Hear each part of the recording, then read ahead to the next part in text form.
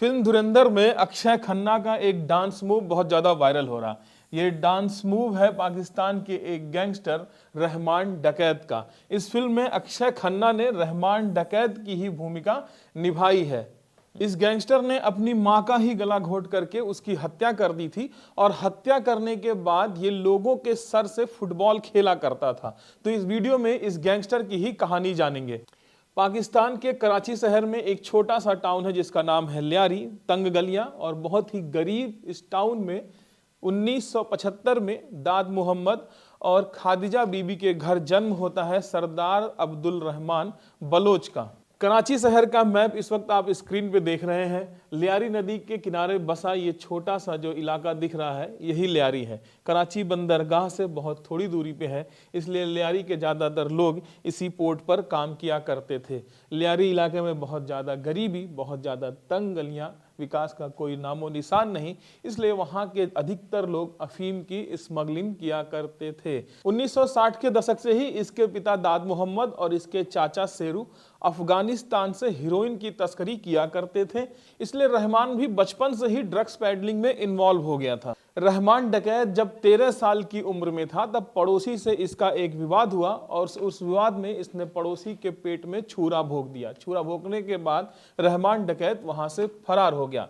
लियारी जैसे इलाके में इस तरह की घटनाएं एक स्टेटस सिंबल थी, मतलब अगर किसी ने किसी का मर्डर किया तो समझिए उसका स्टेटस, उसका कद लियारी टाउन में काफी बढ़ गया। इसकी वजह से इसका भी स्टेटस बढ़ गया था और यहां से उसने जुर्म की दुनिया में अपना पहला कदम रख दिया था। 13 साल की उम्र में इस क्राइम को करने के बाद रहमान डकैत पुलिस से भागने छिपने इन सब कलाओं में माहिर हो गया था और ड्रग्स की दुनिया में उसने अपनी जड़ों को मजबूत कर लिया था। बताया जाता है कि 19 साल की उम्र में रहमान डकैत ने अपनी मां का गला घोटकर हत्या कर दिया और हत्या करने के बाद उसने अपनी मां को बॉडी को कपड़े से बांध करके, गर्दन को कपड़े से बांध के पंखे से लटका दिया था। मीडिया रिपोर्ट्स के मुताबिक रहमान डकैत की मां का संबंध इसके ही किसी प्रतिद्वंदी गैंग के मेंबर के साथ में था, इसलिए खफा था और इसने अपनी मां की इस तरीके से निर्मम हत्या कर दी थी। 1990 का दशक आते आते रहमान डकैत हाजू लल्लू की गैंग में शामिल हो गया। हाजी लल्लू उस समय लियारी इलाके का चौधरी हुआ करता था। इसके पास से ही, इसके थ्रू ही सारे हथियार और ड्रग्स होकर के गुजरते थे। हाजी लल्लू गैंग का मुख्य काम था हथियारों की तस्करी, ड्रग्स की तस्करी, रंगदारी, फिरौती, अपहरण, ये सारे काम हाजी लल्लू के गैंग किया करते थे। हाजी लल्लू की इस गैंग में शामिल होने के बाद रहमान डकैत ने लियारी इलाके में जो छोटे मोटे क्राइम होते थे उन पर नकेल कसी, उनको बंद कर दिया और मेन क्राइम इनका ही फूलने फलने लगा। रहमान डकैत को इसलिए हाजी लल्लू ने अपना उत्तराधिकारी भी घोषित कर दिया था। उस वक्त कहा यह भी जाता है कि लियारी इलाके में उस वक्त काफी सुकून और शांति बन गई थी, महिलाओं के लिए भी खास करके, क्योंकि रहमान डकैत ने उस वक्त लियारी में छोटे मोटे अपराध थे उनको कंट्रोल कर लिया था। मीडिया रिपोर्ट्स के मुताबिक एक फिरौती की रकम के बंटवारे के लिए विवाद हुआ और रहमान डकैत हाजी लल्लू से अलग हो जाता है। हाजी लल्लू से अलग होकर के रहमान डकैत अपनी एक अलग गैंग बनाता है अपने दो साथियों के साथ, और ये था उसका चचेरा भाई उजैर बलोच और ये है बाबा लाडला। इन दोनों के साथ गैंग की नई शुरुआत करता है। अपने इस गैंग के साथ उसने हथियार की सप्लाई, ड्रग्स की सप्लाई, एक्सटॉर्शन, अपहरण, इन सारे कामों को अंजाम देना शुरू करता है। अपना गैंग बनाने के बाद रहमान लियारी को अपना किला बना लेता है। यहाँ से अपने सारे अपराध के साम्राज्य को वो यहाँ से चला रहा होता है। साथ में लियारी में हो रहे छोटे छोटे अपराधों पर वो रोक लगाता है, इसलिए लियारी के लोग उसको रॉबिन हुड भी कहने लगे थे। लियारी में उसने पीपुल अमन कम्युनिटी के नाम से एक समूह बनाया। असल में इस समूह का काम था कि लियारी में शांति को बहाल करना, लेकिन ऊपर तो ये शांति को बहाल करने का काम करते था, लेकिन उसका ये समूह बाद में अपराध में लिप्त हो जाता है और अपने इस समूह से ही वो एक्सटॉर्शन, बाकी और सारे काम, ड्रग्स की तस्करी, इन सारे काम को जो है अंजाम देने लगता है। इसके बाद 2001 में हाजी अल्लू गिरफ्तार हो जाता है और इसकी गिरफ्तारी के बाद हाजी अल्लू की गैंग पर कब्जा कर लेता है रहमान डकैत।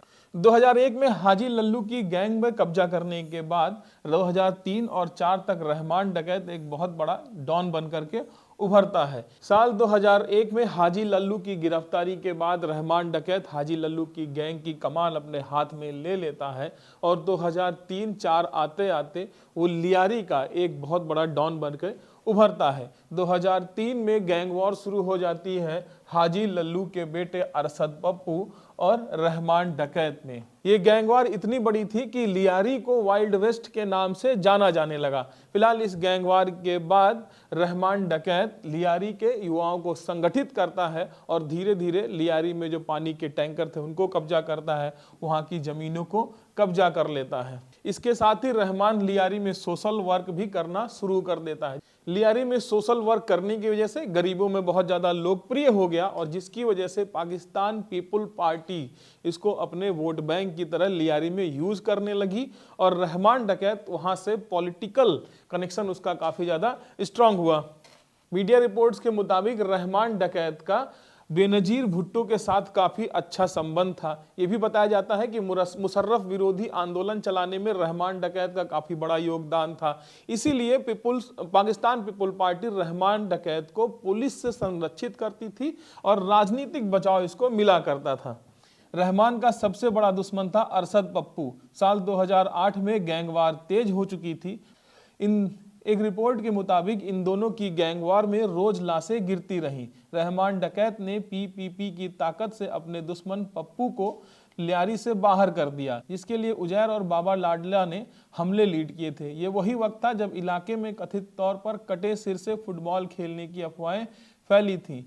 इनकी जंग में सैकड़ों निर्दोष लोग मारे गए थे।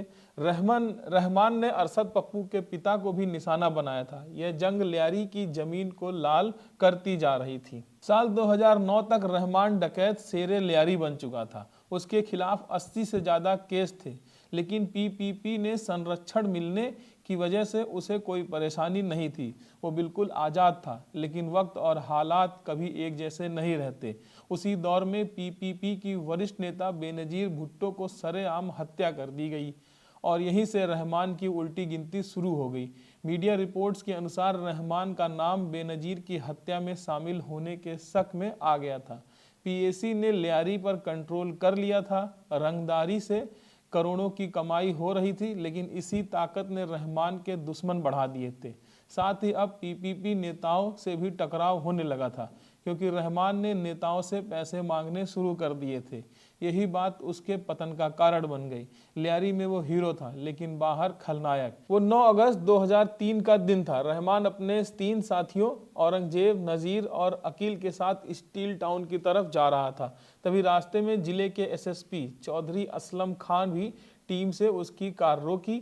पुलिस टीम का रवैया देखकर रहमान को शक हो गया। मीडिया रिपोर्ट्स के मुताबिक रहमान और उसके 3 साथियों औरंगजेब, नज़ीर और अकील ने पुलिस पर गोलाबारी की, जिसके जवाब में पुलिस टीम ने भी फायरिंग शुरू कर दी। जब गोलियों की आवाज़ थमी तो लियारी का एक अध्याय खत्म हो चुका था।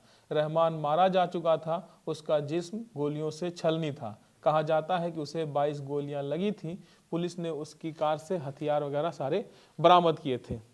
तो ये कहानी थी पाकिस्तान शहर के कराची के उस डॉन की, जो इस वक्त चर्चाओं में बनी हुई है, जिसका किरदार निभा रहे धुरंधर फिल्म में अक्षय खन्ना। और अक्षय खन्ना के इस किरदार की वाकई बहुत चर्चा है, काबिले तारीफ है। फिलहाल मैंने ये मूवी तो नहीं देखी, लेकिन जिस तरीके से क्रिटिक्स और बाकी सब जगह सोशल मीडिया पर अक्षय खन्ना का ये किरदार और ख़ास करके ये डांस मूव जो है वो दिखाया जा रहा, मुझे लगता है वाकई काबिले तारीफ होगा। फिलहाल आपने धुरंधर अगर देखी है तो कैसा लगा, और रहमान डकैत की ये स्टोरी कैसी लगी, आप हमें कमेंट बॉक्स में लिख करके जरूर बताइएगा। नमस्कार, मैं ब्रिजेंद्र कुमार।